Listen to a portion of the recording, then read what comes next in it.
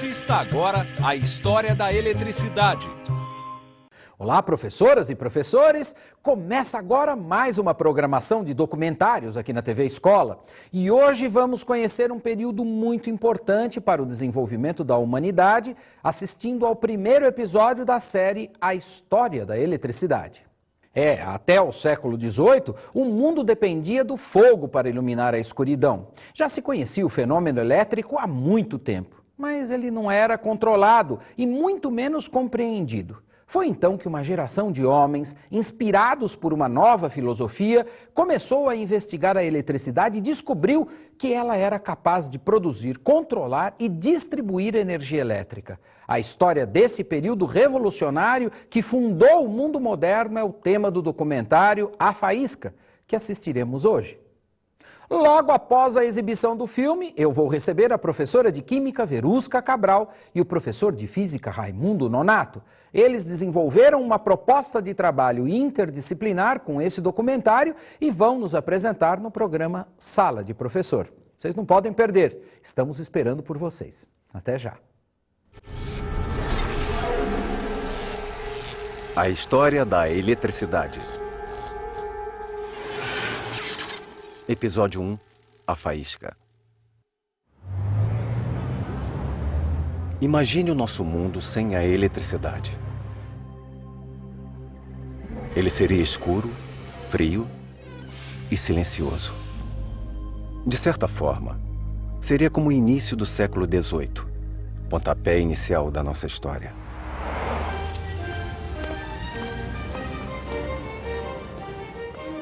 Essa é a Sociedade Real de Londres. No início do século XVIII, depois de um bom tempo vivendo isolado, Isaac Newton finalmente pôde assumir o comando da instituição após a morte de seu arqui-inimigo, Robert Hooke. O novo responsável pelas demonstrações da instituição era Francis Hauksbee, de 35 anos. Os registros da Sociedade Real do ano de 1705 revelam as dificuldades que Hauksbee enfrentou para deixar sua marca nas reuniões semanais. Em novembro, ele apareceu com este objeto, uma esfera giratória de vidro. Ele foi capaz de retirar o ar de dentro da esfera usando uma máquina nova, a bomba de ar. Girando a manivela, ele conseguiu girar a esfera. Uma a uma, as velas do salão foram sendo apagadas. Quando Francis encostou a mão na esfera, o público do salão presenciou algo espantoso.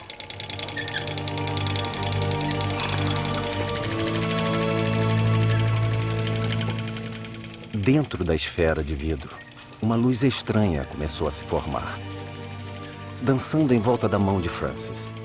Era uma luz que ninguém jamais havia visto. Vejam que coisa incrível. A luz azul faz o contorno da minha mão e depois circunda a esfera. É como se houvesse algo vivo nela. É difícil compreender porque aquela luz azul dançante foi tão importante. Mas é preciso ter em mente que, naquela época, fenômenos naturais como esse eram atribuídos à ação de Deus. Então, o fato de um mero mortal se intrometer nos assuntos de Deus quase escapava totalmente à compreensão racional. Hauksbee jamais tomou conhecimento da importância do seu experimento.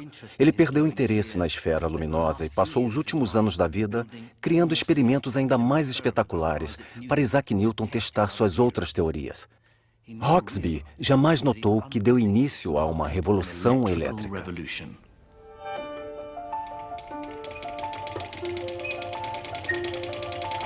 Antes de Hauksbee, a eletricidade não passava de uma curiosidade. Os gregos da antiguidade esfregavam a mão em âmbar, que eles chamavam de elétron, para provocar choques leves. Até a rainha Elizabeth I ficava encantada com o poder da eletricidade de fazer penas flutuarem. Mas com o girar de uma manivela, a máquina de Hauksbee produzia eletricidade, energia essa que podia ser observada. E o mais importante, Sua invenção coincidiu com o nascimento de um movimento que varria a Europa naquela época: o Iluminismo. Os partidários dessa linha de pensamento usavam a razão para questionar o mundo, deixando como legado o radicalismo político, a arte iconoclasta e a filosofia natural. Ou melhor, a ciência.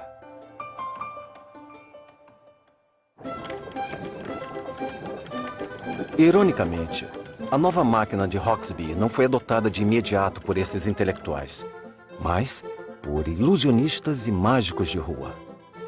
Os indivíduos interessados na eletricidade se autodenominaram eletricistas. Conforme a Inglaterra e o resto da Europa demonstravam um interesse cada vez maior pela eletricidade, os espetáculos foram ficando cada vez maiores. E os eletricistas mais curiosos passaram a se fazer perguntas. Como podemos deixar nossas apresentações maiores e melhores? Mas também como vamos conseguir controlar essa força espantosa?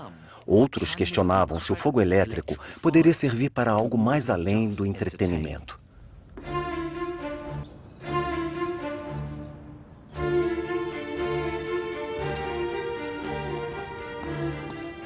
Um dos grandes avanços nessa área jamais teria acontecido se não fosse por um terrível acidente. Esta é a Charterhouse, no centro de Londres. Há 400 anos, ela é usada como instituição de caridade para jovens órfãos e senhores idosos. Na década de 1720, esse local também passou a ser o lar de um certo Stephen Gray. Stephen Gray era um próspero tingidor de seda em Canterbury. As faíscas que saíam da seda o fascinavam. Mas, infelizmente, um acidente o deixou paralítico, dando fim à sua carreira e levando-o à penúria. Quando Gray teve a oportunidade de morar na Charterhouse, ele passou a ter tempo de fazer seus próprios experimentos elétricos.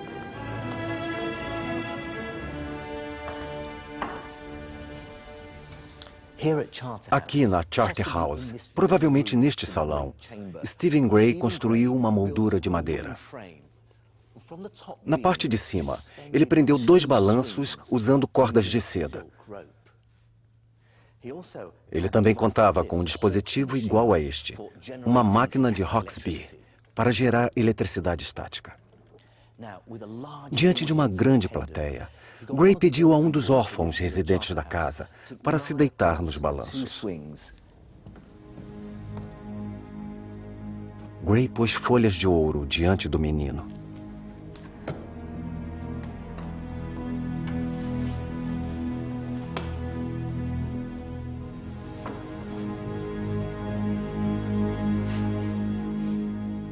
Depois, gerou eletricidade e a aplicou no menino usando uma biela.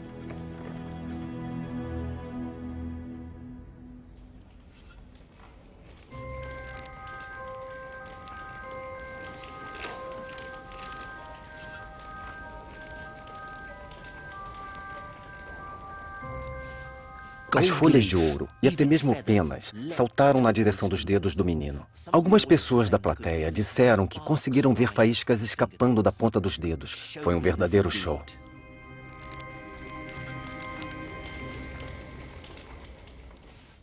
Mas para a mente curiosa e investigativa de Stephen Gray, o fenômeno trazia outra informação.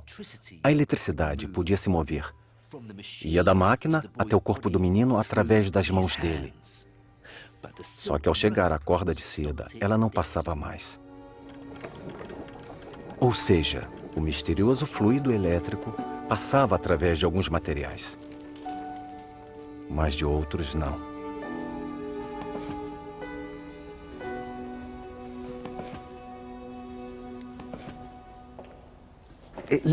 Essa constatação levou Gray a dividir o mundo em 2 tipos de substâncias: as isolantes e as condutoras.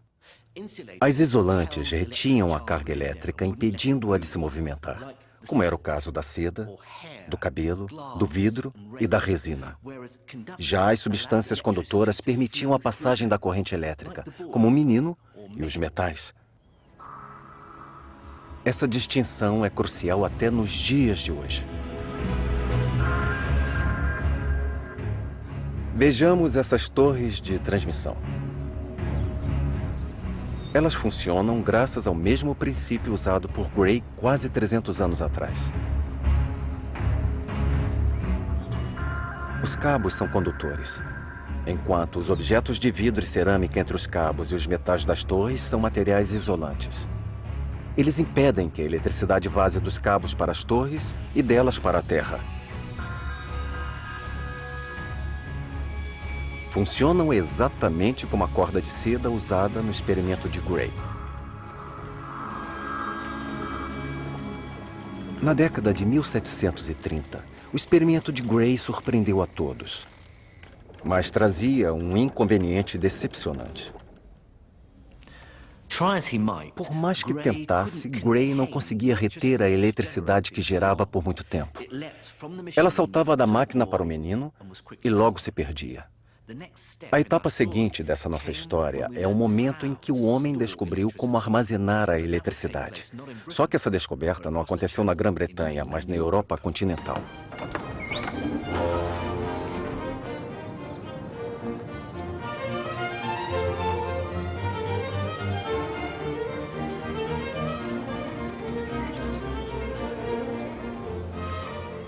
Do outro lado do Canal da Mancha, os eletricistas viviam tão atarefados quanto os colegas britânicos. Um desses centros de pesquisa ficava aqui em Leiden, na Holanda. Foi aqui que um professor criou uma invenção vista por muita gente como uma das mais importantes do século XVIII. De uma forma ou de outra, essa invenção pode ser encontrada em quase todo o dispositivo elétrico atual. Esse professor era Pieter van Musschenbroek. Ao contrário de Hauksbee e Gray, Musschenbroek nasceu no meio acadêmico. Ironicamente, a descoberta do professor aconteceu não graças ao seu rigor científico, mas por causa de um simples erro humano.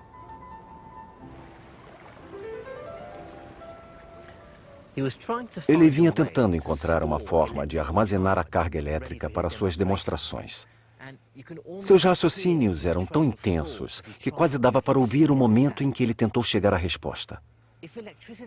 Se a eletricidade flui mais ou menos como a água, então talvez seja possível armazenar a energia tal como se faz com água. Musschenbroek foi ao laboratório para tentar criar um dispositivo de armazenamento de eletricidade. Para isso, ele pensou de forma literal. Ele encheu uma garrafa de vidro com água.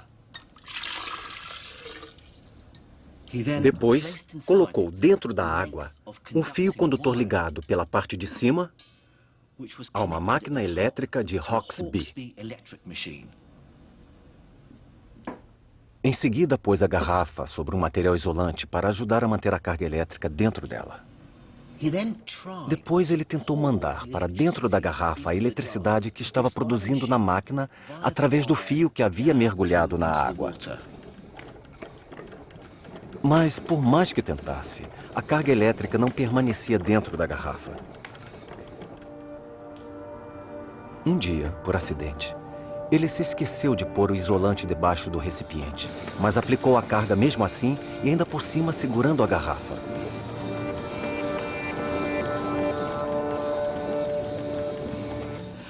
Com o recipiente em uma das mãos, ele encostou na parte de cima com a outra. Por causa disso, ele levou um choque elétrico tão forte que quase caiu no chão. Em seu relato, ele escreveu: "É um experimento novo e terrível. Minha recomendação é que vocês jamais tentem reproduzi-lo. Mesmo eu, que graças a Deus sobrevivi, não tentarei de novo, nem por todo o reino da França. Ouvirei o conselho dele e, sem encostar na tampa, tentarei ver se consigo produzir uma faísca."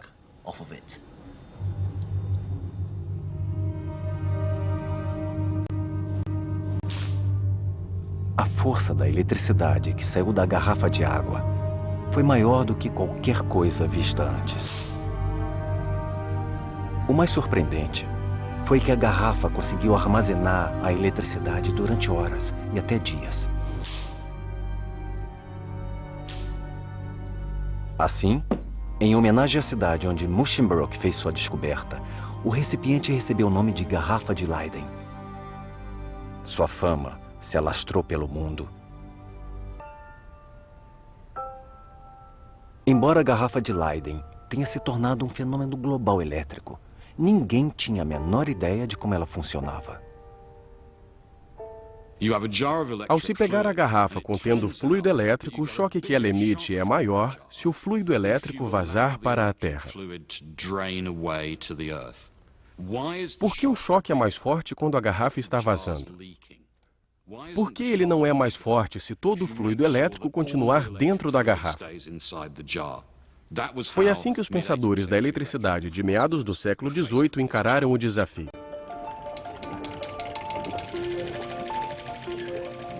Sem dúvida, a eletricidade era uma maravilha sensacional.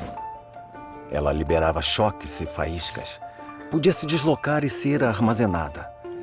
Mas o que ela era, como funcionava e por que fazia aquelas coisas todas, ainda continuava sendo um grande mistério.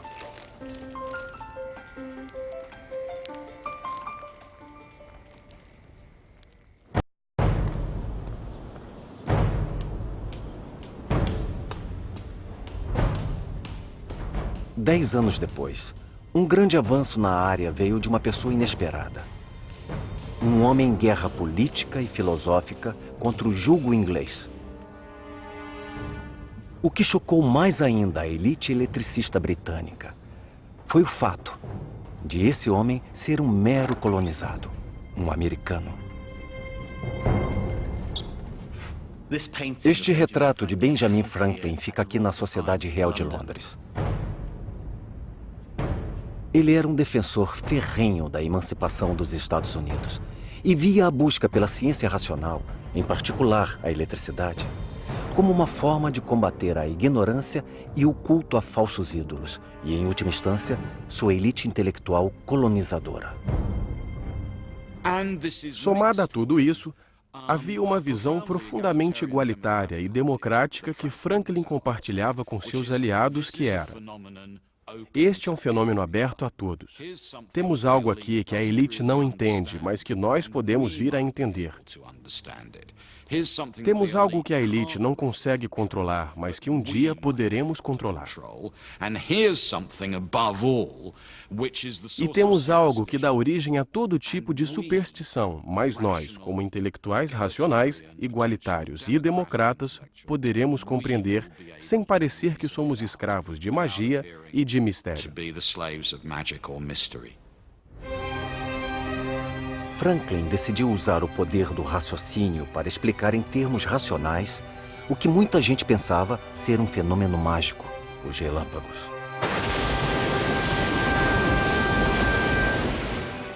Esta talvez seja a imagem científica mais famosa do século XVIII. Nela, Benjamin Franklin, o cientista heróico, aparece soltando uma pipa em meio a uma tempestade, provando que o relâmpago é de natureza elétrica. Embora tenha proposto o experimento, é quase certo que Franklin jamais o tenha executado. O mais provável é que o experimento mais importante de Franklin até tenha sido uma proposta dele, mas jamais foi executado por ele. Na verdade, o experimento nem foi realizado nos Estados Unidos. Ele foi executado aqui no pequeno vilarejo ao norte de Paris, chamado Marly-la-Ville. Os franceses tinham adoração por Franklin, principalmente por sua militância anti-britânica, e assumiram a tarefa de realizar suas ideias de experimentos sem que ele estivesse presente. Eu fui ao local exato onde o experimento foi realizado.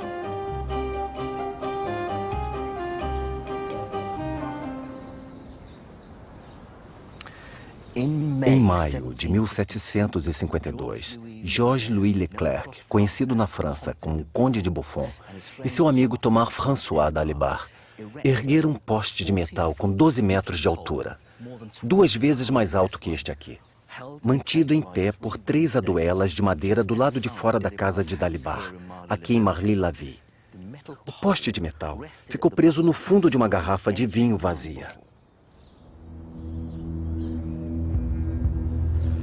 A ideia de Franklin é que o poste iria capturar o relâmpago, passá-lo através do bastão de metal e depois armazená-lo dentro da garrafa vazia, que funcionaria como uma garrafa de Leyden. Aí sim ele poderia confirmar o que era mesmo um relâmpago. A única coisa que esses seguidores franceses precisavam fazer era aguardar a próxima tempestade. No dia 23 de maio, o céu se abriu. Às 12 horas e 20 minutos, ouviu-se uma forte trovoada quando o relâmpago atingiu a extremidade do poste. Quando um dos assistentes foi correndo até a garrafa, uma faísca escapou do metal até o dedo dele, fazendo um barulho alto e soltando um cheiro forte de enxofre que lhe queimou a mão. A faísca revelou a verdadeira natureza do relâmpago. Ele era da mesma eletricidade que o homem também conseguia criar. É difícil precisar a importância desse momento. A natureza fora dominada. Além disso, a ira de Deus tinha sido controlada pelo homem. Não deixava de ser um tipo de heresia. Depois disso, Franklin voltou seu pensamento racional a outra pergunta. Por que a garrafa de Leyden produzira faíscas maiores ao ser segurada na mão? Por que a eletricidade não se esvaíra toda? De sua experiência bem-sucedida como homem de negócios, Franklin observou algo que ninguém havia percebido. Assim como o dinheiro depositado em um banco, a eletricidade pode funcionar como um crédito, que ele chamava de positiva, ou como débito, que seria negativa. Para Benjamin Franklin, o problema da garrafa de Leyden é uma questão de contabilidade. Ele dizia que todo o corpo tem, em volta de si, uma atmosfera elétrica e que todos os corpos têm uma quantidade natural de fluido elétrico. Caso essa quantidade seja grande, dizemos que o corpo é positivo. Se for pequena, dizemos que é negativo. E a natureza se organiza de uma forma tal que os positivos e negativos estão em constante busca de equilíbrio, como seria a economia ideal dos Estados Unidos.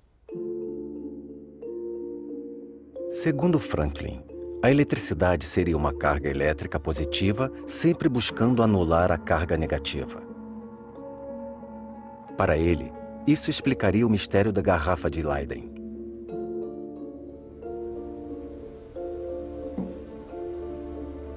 Conforme a garrafa recebe carga, uma carga elétrica negativa é inserida pelo cabo e para dentro da água. Se a garrafa estiver em cima de um material isolante, uma pequena quantidade se acumula na água.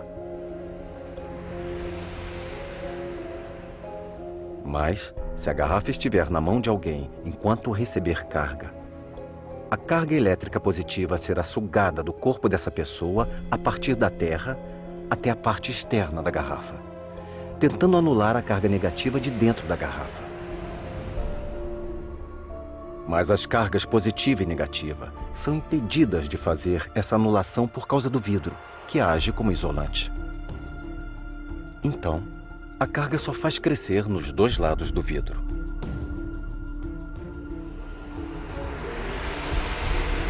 Encostar na parte de cima da garrafa com a outra mão fecha o circuito, permitindo que a carga negativa da parte interna passe pela mão para a parte positiva do lado de fora, finalmente anulando-a.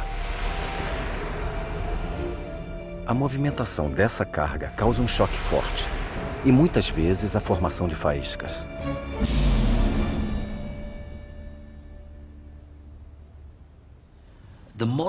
O equivalente moderno da garrafa de Leyden é isto aqui, o capacitor.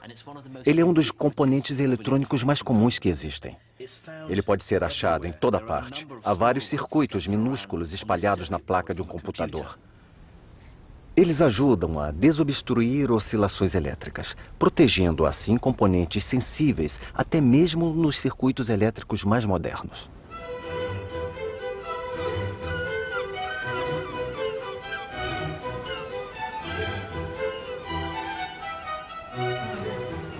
Solucionar o mistério da garrafa de Leyden e identificar o relâmpago como nada mais, nada menos que um tipo de eletricidade foram dois grandes êxitos para Benjamin Franklin e o novo movimento do Iluminismo. Mas as forças mercantilistas e comerciais, que ajudaram a alimentar o iluminismo, estavam prestes a lançar um mistério elétrico novo e ainda mais desconcertante. Um tipo totalmente novo de eletricidade. Eles possuem bicos, penas e asas. Do Ártico à Antártica, habitam todos os ecossistemas do planeta. Como será a vida desses animais?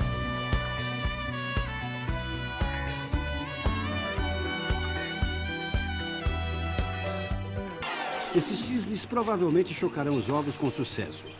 Mas para muitas aves, agora eles estão entrando na parte mais difícil da vida. E vão ter de empregar todos os tipos de estratagemas engenhosos se quiserem criar uma família. A vida das aves. Episódio As Exigências dos Ovos. Hoje, 11 da noite.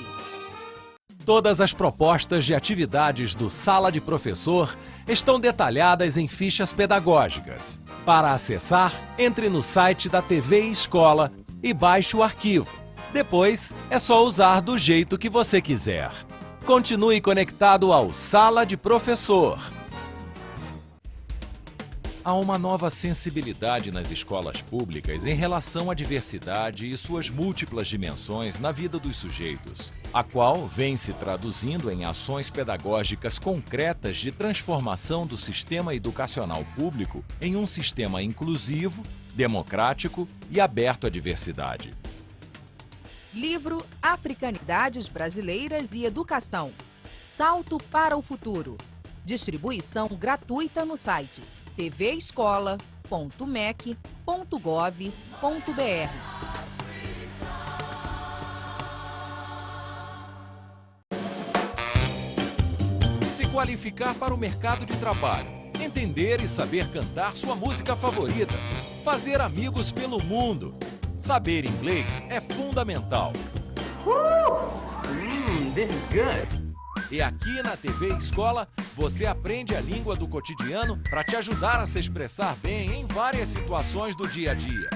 Está pronto para começar a aprender inglês? Verá que será muito divertido. Inglês para todos. Hoje, meia-noite. Andar em um condutor, né? Isso é muito legal. Olá, pessoal! Hoje a TV Escola está exibindo o documentário A Faísca, o primeiro episódio da série A História da Eletricidade. Depois do filme, no programa Sala de Professor, nós vamos conhecer uma proposta para trabalhar com esse conteúdo em sala de aula. E quem desenvolveu a ideia foi a professora de Química Verusca Cabral e o professor de Física Raimundo Nonato. Verusca, que material bacana para o professor de Química trabalhar em sala de aula, não? Isso, Valmir. Ele pode trabalhar através das reações químicas gerando eletricidade. Verdade. Vamos fazer pilha aqui? Vamos fazer pilha.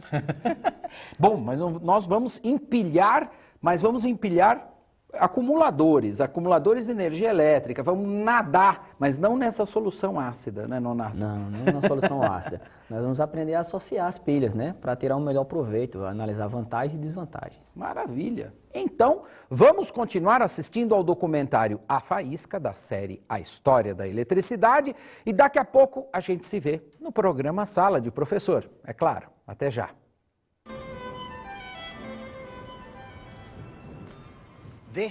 Este é o Canal da Mancha. Nos séculos 17 e 18, boa parte da riqueza do mundo circulou nessas águas, saindo de todos os cantos do Império Britânico e de outras partes, a caminho de Londres. As especiarias da Índia, o açúcar do Caribe, o trigo da América e o chá da China. Mas é claro que não se faziam apenas trocas comerciais. Novas espécies animais e vegetais vindas do mundo inteiro invadiram Londres. Inclusive uma em especial que deixou os eletricistas fascinados. Chamado de tremelga, este peixe faz parte das histórias de pescadores.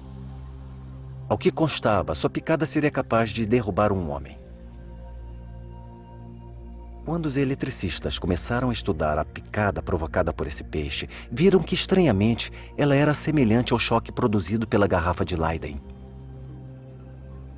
Será que a picada desse peixe seria, na verdade, um choque elétrico? A princípio, muitos acharam que o choque da tremelga fosse lenda. Alguns diziam que provavelmente era apenas a picada do peixe, enquanto outros afirmavam que não poderia ser um choque, porque sem faísca não era eletricidade.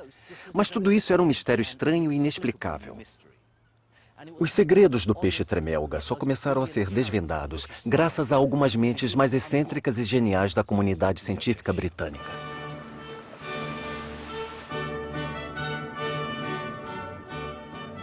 Este é o único retrato disponível de Henry Cavendish.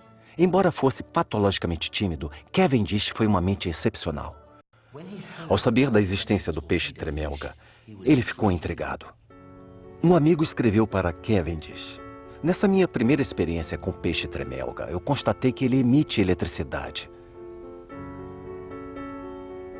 Mas eu pergunto, como? Para entender como um ser vivo era capaz de produzir eletricidade, Cavendish decidiu criar seu próprio peixe artificial. Aqui nós vemos os projetos do cientista. 2 garrafas de Leyden no formato de peixe enterradas na areia. Ao ser tocada, a areia soltava um choque forte. Esse modelo convenceu Cavendish de que o peixe tremelga era elétrico. Mas o cientista ainda tinha um problema inoportuno.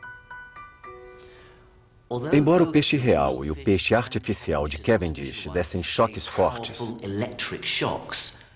peixe de verdade nunca soltava faísca.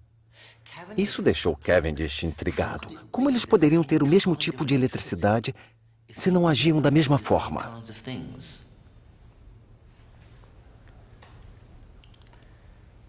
A sacada de Cavendish foi conseguir apontar a diferença entre a quantidade e a intensidade de eletricidade. O peixe de verdade produzia o mesmo tipo de eletricidade, mas menos intensa. Para mim, que sou físico, essa foi uma virada crucial, pois marcou o instante em que 2 ideias científicas muito inovadoras surgiram pela primeira vez. Aquilo que Cavendish chamou de quantidade de eletricidade é o que hoje conhecemos como carga elétrica. E a intensidade é a diferença de potencial, ou voltagem. Assim, o choque da garrafa de Leyden tinha alta voltagem, mas carga baixa, enquanto o peixe tremelga apresentava voltagem baixa com carga elétrica alta. É possível mensurar isso. Ali no fundo do aquário, debaixo da areia, há um peixe tremelga do tipo marmorata. É uma arraia elétrica. Dá para ver os olhos saltando da areia. Esse peixe aí é uma fêmea adulta. Eu vou medir a eletricidade que ela emite usando esta isca. Eu prendi um peixinho a uma haste de metal, que acoplei a um osciloscópio, para ver se consigo medir a voltagem quando o animal pegar a presa. Lá vou eu.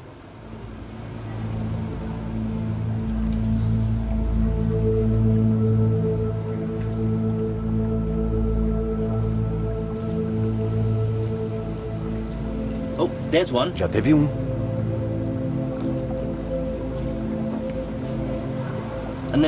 E outro. O peixe deu um choque de mais ou menos 240 volts, a mesma da eletricidade usada em residências, mas mesmo assim, 10 vezes menor que o choque da garrafa de Leyden. Eu teria levado um choque daqueles. A única coisa que posso fazer é imaginar como foi para os cientistas do século XVIII testemunhar esse acontecimento, um animal, um peixe que produz sua própria eletricidade.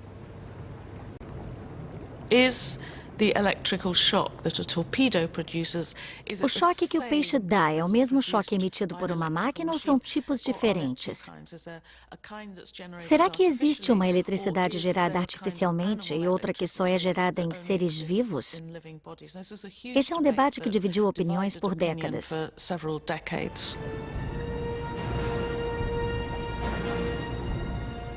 Foi desse debate que surgiu uma nova descoberta.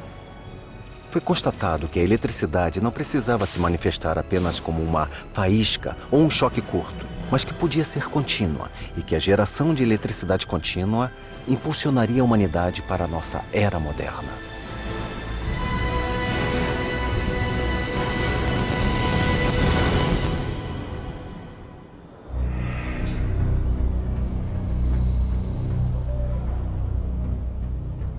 Mas a etapa seguinte na história da eletricidade veio à tona por causa da forte rivalidade profissional e pessoal entre dois acadêmicos italianos. Estou na Universidade de Bolonha, uma das mais antigas da Europa. No final do século XVIII, a cidade de Bolonha estava sob domínio de Roma, Estado papal, ou seja, tinha poder, mas era de pensamento conservador. Já era algo arraigado no cristianismo tradicional. Deus no céu controlava a terra, mas os mortais não podiam saber a forma como ele controlava o mundo. Não nos cabia entender Deus, apenas servi-lo. Um dos gênios da universidade era o anatomista Luigi Aloisio Galvani. No entanto, numa cidade próxima, um eletricista rival estava prestes a questionar Galvani. Estamos em Pavia, a 240 quilômetros de Bolonha. Só que no século XVIII, essas cidades eram dois mundos separados politicamente. Pavia fazia parte do Império Austríaco, o coração do iluminismo europeu. Era um lugar de pensamento liberal e radicalismo político, obcecado pela nova ciência da eletricidade.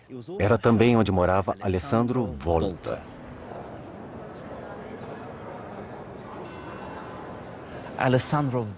Alessandro Volta era muito diferente de Galvani. Nascido numa família lombarda, era jovem, arrogante, carismático, mulherengo e gostava de uma polêmica. Ao contrário de Galvani, Alessandro Volta gostava de exibir seus experimentos em palcos internacionais para qualquer plateia. As ideias de Alessandro eram desassociadas dos dogmas religiosos de Galvani.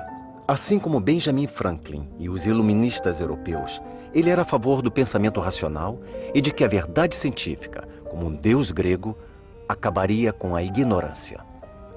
A superstição era o inimigo. A razão, o futuro. Esses dois homens tinham um fascínio pela eletricidade. Suas diferentes visões de mundo moldaram a forma como eles a estudaram.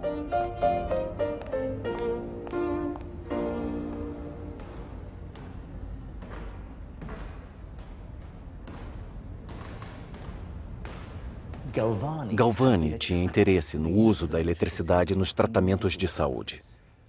Por exemplo, em 1759, aqui em Bolonha, usou-se a eletricidade nos músculos de um paralítico. Segundo consta neste relato, foi uma beleza ver o osso mastoide girando a cabeça e o bíceps dobrando o cotovelo. Em outras palavras, ver a força e a vitalidade de todos os movimentos acontecendo em todos os músculos paralisados, submetidos ao estímulo.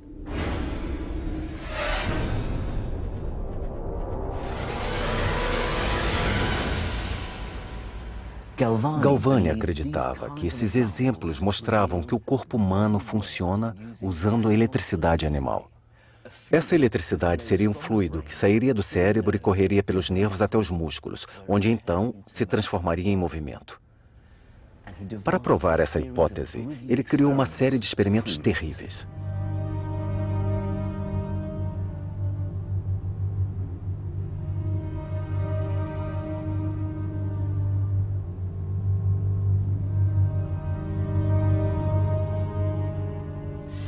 Primeiro, ele preparou um sapo.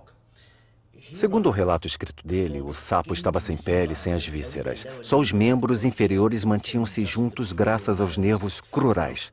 No meu caso, eu mantive meu sapo quase intacto, mas deixei os nervos que ligam as pernas à vista. Depois, ele usou a máquina elétrica de Hauksbee para gerar uma carga eletrostática, que depois de se acumular, passaria neste braço e cairia no fio de cobre. Depois, ele ligou o fio de cobre com carga ao sapo e outro ao nervo bem acima da perna. Vejamos o que acontece. A perna do sapo se mexe assim que encosta o fio no nervo. De novo. Segundo Galvani, o que acontecia era o seguinte. Havia um tipo especial e estranho de entidade no músculo do animal, e ele chamava essa entidade de eletricidade animal. Não era a eletricidade comum, era uma eletricidade inerente aos seres vivos. Para Alessandro, o conceito de eletricidade animal cheirava a superstição e magia. E assim não deveria ter espaço dentro do contexto da ciência iluminista. Alessandro Volta tinha uma visão bem diferente do experimento em relação a Galvani. Ele acreditava ter revelado algo totalmente novo. Segundo Volta, as pernas do sapo se mexeram não por causa da liberação de eletricidade do animal, mas por causa de uma eletricidade artificial vinda de fora. As pernas funcionaram só como um indicador. Só se mexeram por causa da eletricidade emitida pela máquina de Hauksbee. De volta a Bolonha, Galvani teve uma reação furiosa às ideias de Alessandro Volta. Ele acreditava que o rival havia ultrapassado os limites das experiências com eletricidade para entrar no âmbito de Deus, cometendo assim uma heresia. Acreditar na existência de um espírito como a eletricidade, produzi-la artificialmente e afirmar que aquele espírito, aquela força viva era a mesma coisa que algo produzido por Deus, que Deus havia colocado num ser vivo, era considerado um sacrilégio. Isso porque essa afirmação eliminava a divisão entre o mundo de Deus e o mundo material.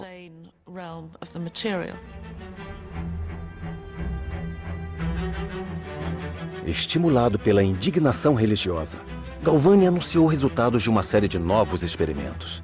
Segundo ele, os resultados desmentiriam Alessandro Volta. Durante um experimento, ao pendurar os sapos no arame, ele viu algo totalmente inesperado. Ligando um fio de cobre ao arame onde o sapo estava pendurado e encostando a outra extremidade do fio de cobre ao nervo, ele achou que havia feito a perna do sapo se mexer sem necessidade de eletricidade alguma.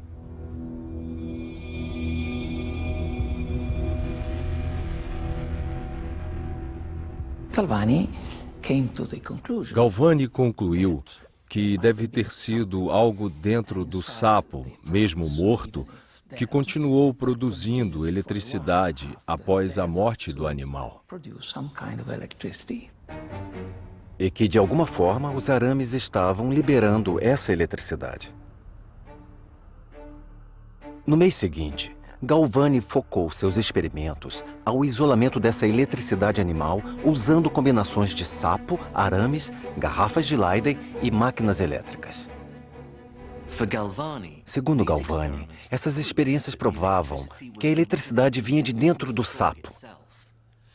Os músculos do anfíbio eram as garrafas de Leyden, que acumulavam fluido elétrico e depois o liberavam abruptamente. No dia 30 de outubro de 1786, Galvani publicou suas descobertas no livro De Animale Electricitate, ou da eletricidade animal. Galvani tinha tanta confiança nas suas novas ideias que mandou uma cópia do livro para o rival Volta. Só que Alessandro não acreditava no conceito de eletricidade animal defendido por Galvani. Ele acreditava que a eletricidade tinha que vir de outra fonte. Mas de onde?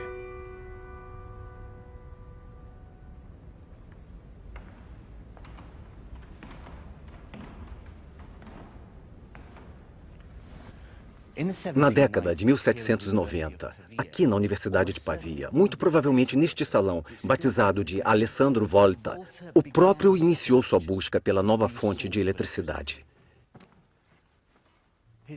Ele desconfiava dos metais que Galvani usara para fazer mover as pernas dos sapos. A curiosidade de Alessandro Volta estava aguçada por causa de um fenômeno incomum com o qual ele havia se deparado: o gosto das combinações de metais. Ele descobriu que ao pegar duas moedas de metais diferentes, colocá-las na ponta da língua e depois deixar uma colher de prata em cima delas, sentia uma espécie de formigamento muito semelhante ao sentido com uma descarga da garrafa de Leyden. Volta concluiu que era possível sentir o gosto da eletricidade e que ele devia ser o resultado do contato dos metais diferentes das moedas e da colher. Sua teoria foi um tapa na cara de Galvani. A perna do sapo se mexeu não por causa da eletricidade do animal, mas por causa de uma reação à eletricidade dos metais. Só que a eletricidade gerada pelas moedas era muito fraca. Como daria para deixá-la mais forte?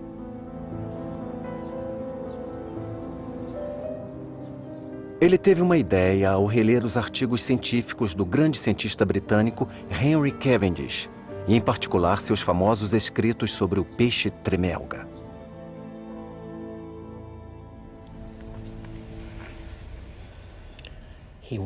Ele decidiu estudar o peixe tremelga mais a fundo, principalmente os padrões repetidos das cavidades no dorso do animal. O cientista queria saber se o padrão repetido do peixe era a resposta para entender o choque forte que ele soltava. Talvez cada cavidade do peixe funcionasse como as moedas e a colher. Cada uma geraria uma pequena quantidade de eletricidade. O choque forte talvez pudesse ser explicado por causa do padrão de cavidades repetidas.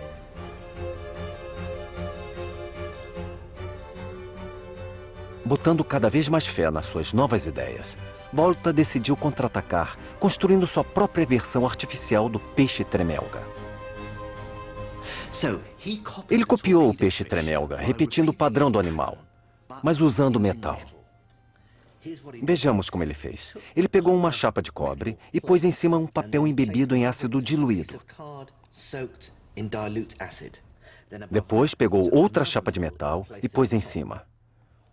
Isso que ele fez era exatamente a mesma coisa que os 2 fios de Galvani. Mas agora, Volta repetiu o processo. Ele empilhou chapas de metal.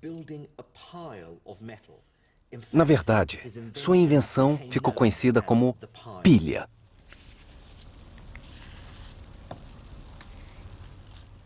Mas a grande revelação era o que a pilha podia fazer. Volta testou a pilha em si mesmo.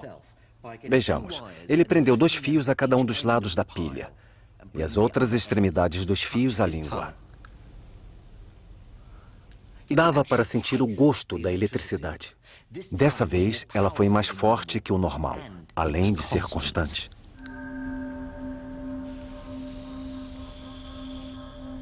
Foi assim que Alessandro Volta criou a primeira pilha.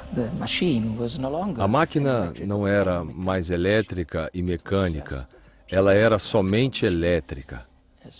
Ele provou várias coisas. Provou que uma máquina que imitasse o peixe podia funcionar. Provou que o contato de metal ou eletricidade dos diferentes metais funcionava e que, assim, ele vencia a polêmica com Galvani. As pilhas do Alessandro Volta mostraram que era possível criar todos os fenômenos da eletricidade animal sem a presença dos animais. Do ponto de vista do Alessandro Volta, Galvani estava enganado, pois não haveria nada de especial na eletricidade dos animais. Ela nada mais é que eletricidade e pode ser imitada usando a pilha artificial. Mas a maior surpresa para Alessandro Volta foi que a eletricidade por ela gerada era contínua. A eletricidade da pilha brotava como a água de um córrego. Assim como se diz que a medida de água fluindo no córrego é a corrente, passou-se a dizer que a eletricidade que brota da pilha é a corrente elétrica.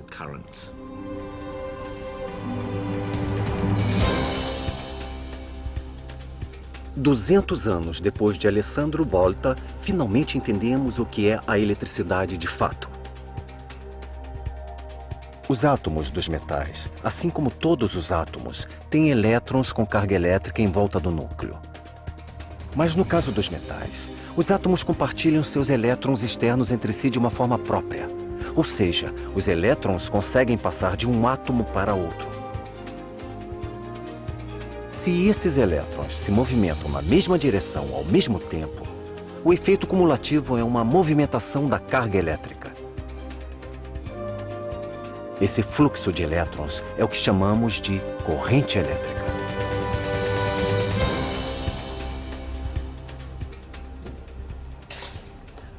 Semanas depois, de volta a publicar os detalhes da pilha que havia criado, outros cientistas estavam descobrindo uma coisa impressionante que o invento poderia fazer. Totalmente inesperado. O fluxo constante de carga elétrica na água fez com que ela se desmembrasse nos componentes que a formam, os gases, oxigênio e hidrogênio. E assim, a eletricidade anunciava o alvorecer de uma nova era, onde a eletricidade deixava de ser um mero objeto de curiosidade para se tornar algo realmente útil. Graças à eletricidade fluindo de forma constante, foi possível isolar novos elementos químicos com mais facilidade. Isso abriu caminho para desenvolver a química, a física e a indústria moderna. A pilha de Alessandro Volta mudou tudo.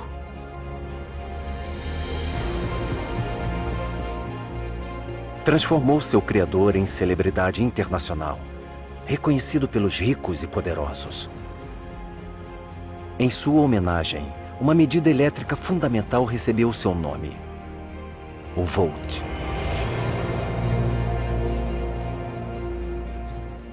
No entanto, o rival de Alessandro não aceitou bem a derrota. Deprimido e empobrecido, Luigi Aloisio Galvani faleceu no dia 4 de dezembro de 1798. Em minha opinião, não foi a invenção da pilha que mudou tudo na história da eletricidade.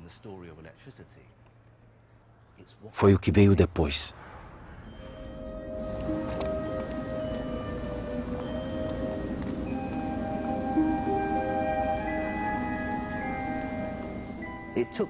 O fato ocorreu no Instituto Real de Londres. Esse momento marcou o fim de uma era e o início de outra.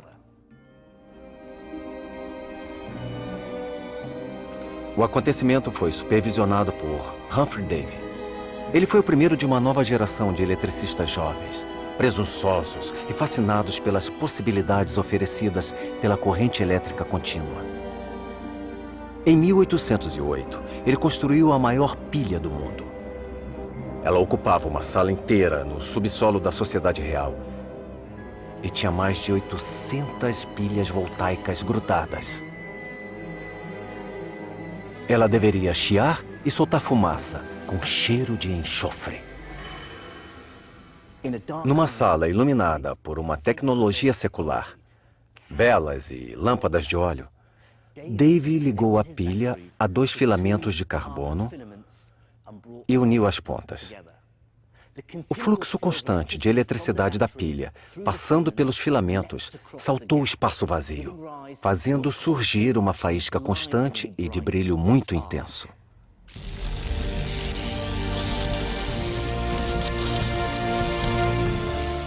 E das sombras, fez-se a luz.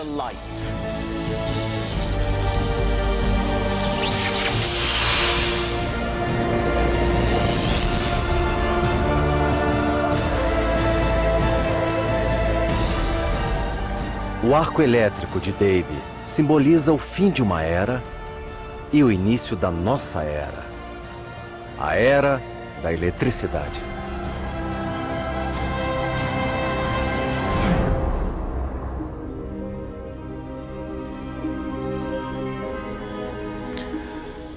Mas há um personagem sinistro nesta história toda. Em 1803, Giovanni Oldini, sobrinho de Galvani, chegou a Londres com um experimento pra lá de assustador. Um assassino condenado chamado George Forster tinha acabado de ser enforcado na cidade de Newgate. Depois de retirado da forca, o corpo foi levado diretamente para o auditório, onde Oldini começaria sua obra macabra. Usando uma pilha voltaica, ele começou a aplicar uma corrente elétrica ao cadáver do condenado. Depois, ao inserir um condutor elétrico no ânus do cadáver e o outro na parte de cima da coluna vertebral, o corpo flácido de Forster ficou em posição ereta. A coluna se arqueou e se contorceu. Por um instante, Oldini teve a impressão de que o cadáver tinha ganhado vida. Criou-se a impressão de que a eletricidade tinha a capacidade de ressuscitar os mortos. Esse caso teve impacto profundo na jovem escritora Mary Shelley.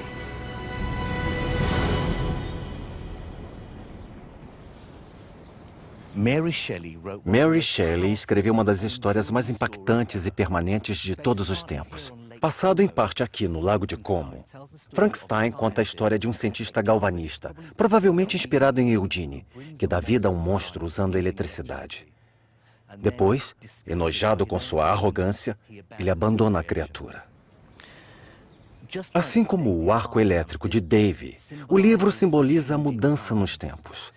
O fim da era de milagres e romance e o início da era da racionalidade, da indústria e da ciência.